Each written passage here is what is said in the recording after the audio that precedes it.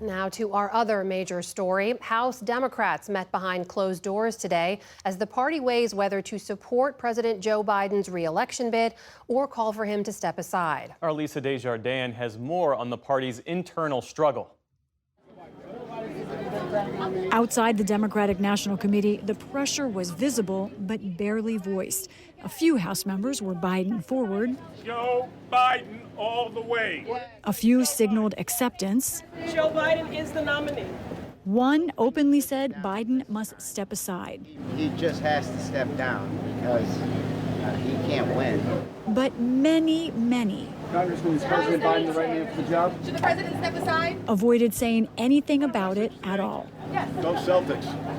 As a herd of reporters waited and sweated outside, the political heat was inside.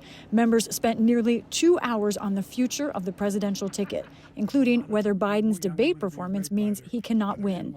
PBS NewsHour was told that a group of members said they think Vice President Harris may have a better chance. Congressman, what do you think about Vice President Harris? I understand she came up in there.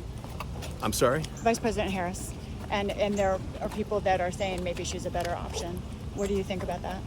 Well, there's a lot of positive comments about the vice president. I don't know that I'd say there's a consensus one way or another about all of that.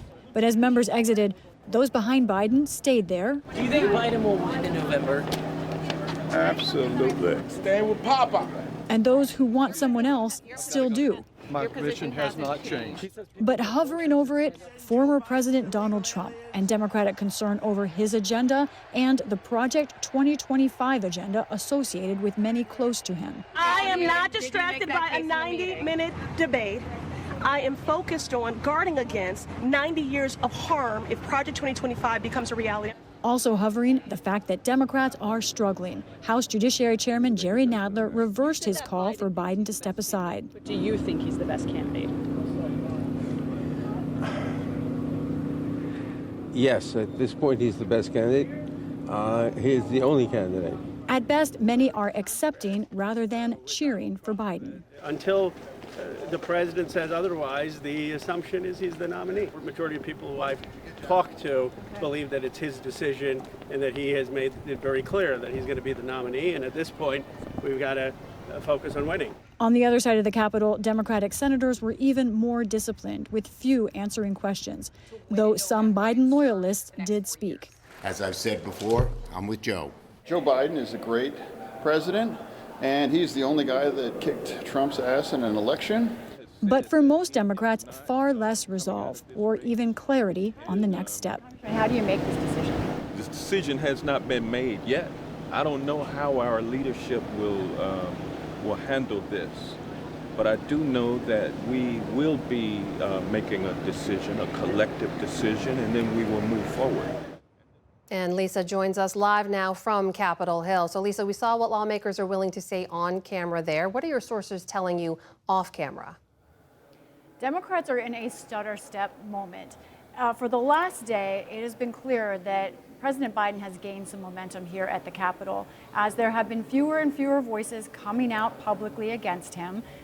Not zero, but fewer. And behind the scenes, more and more Democrats have said they feel leery of coming out against him. This is in part due to the Congressional Black Caucus and also leaders of the Congressional Hispanic Caucus last night backing him up, saying he has to remain as the nominee. But I'll say it's interesting, the few people that I were able to speak publicly did say some interesting things on the record. Senator Dick Durbin, who is the #2 Democrat in the Senate, told me off camera, I asked him, should Biden step aside? He said, that remains to be seen. This was just a couple of hours ago. He said, Biden is putting together a campaign that will demonstrate whether he is ready to beat Donald Trump. We need to see what that campaign is. Clearly, the president is trying to get out more, but he is also trying to contact more people in the Democratic Party.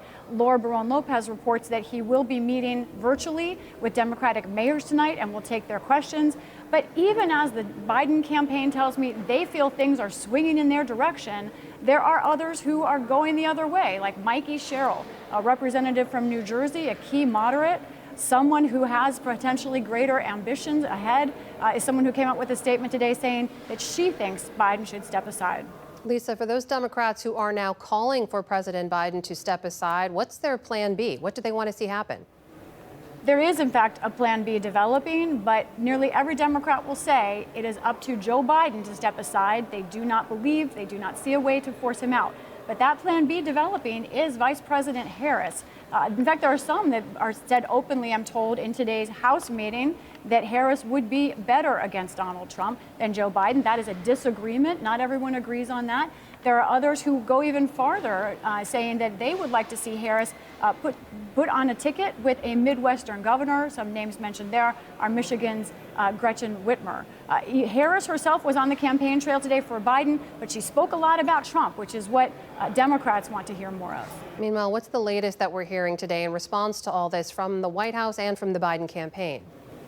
That's right. The White House and Biden campaign are both saying full steam ahead. They say they are contacting more and more lawmakers, like the mayors that we talked about earlier. The chairwoman of the Progressive Caucus, Pramila Jayapal, says she expects to have a face-to-face meeting with Biden as well. So it's a full court press, basically, and they do believe that momentum will keep swinging this way. They know that the time is short for Democrats to try and effectively move Biden or pressure him to be out of the nomination. And Lisa, for the Democrats who continue to stand with President Biden, are they essentially saying, we're not sure he's the best candidate, but he's the candidate we have, so we have to unify behind him? Almost in those exact words, Amna. It's a strange position Democrats are in here. They are saying literally, we support our nominee. That's sentence one. And then second sentence will be, right now, that nominee is Joe Biden. What the Biden campaign needs to happen is for Democrats to take out that phrase right now. More and more Democrats on the fence have been communicating with me, lawmakers saying that they think he will be able to survive this. But the Biden campaign says he's not quite there yet. In the less than a minute we have left, the big question is what happens next? Right. Well, there will be more meetings here at the Capitol on Thursday. Senate Democrats meet in their caucus.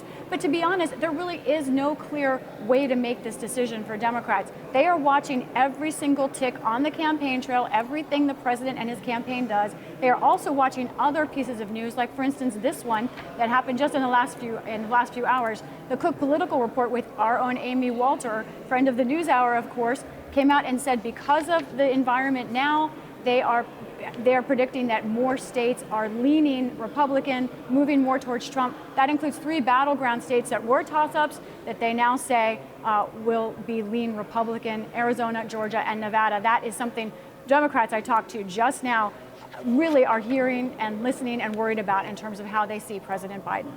Lisa Desjardins live on Capitol Hill. Lisa, thank you. And let's turn now